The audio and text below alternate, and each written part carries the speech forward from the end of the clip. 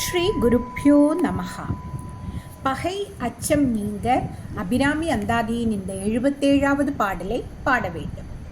பைரவி பஞ்சமி பாசாங்குசை பஞ்சபாணி வஞ்ச உயிரவி உண்ணும் உயிர் சண்டி காளி ஒளிரும் கலா வைரவி மண்டலி மாலினி சூலி வராகி என்றே சேரவி நான் மறை சேர்த்திருநாமங்கள் செப்புவரே.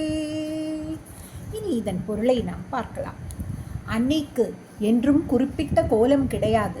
கோலத்தையும் காலத்தையும் கடந்து நிற்பவள் பைரவி என்று பட்டர் சொல்கிறார். அதன் பொருள் அம்பிகையின் திருக்கோலங்களில் பைரவி ஒரு கோலம். பைரவி என்பது பயங்களை நீக்குபவள், பகைவருக்கு பயத்தை உண்டாக்குபவள், பக்தர்களுக்கு யமன் பயம் அறவே நீக்குபவள். பைரவி என்ற நாமத்தை கேட்டதும் பயந்து ஓடிவிடும் என்று பொருள். அன்னை இசை வடிவானவள். அந்த இசையில் பைரவி என்னும் ராகஸ்வரூபமாக விளங்குகிறாள். அடுத்தது பஞ்சமி என்று பட்டர் கூறுகிறார். அதன் பொருள் எதிலும் ஐந்தாக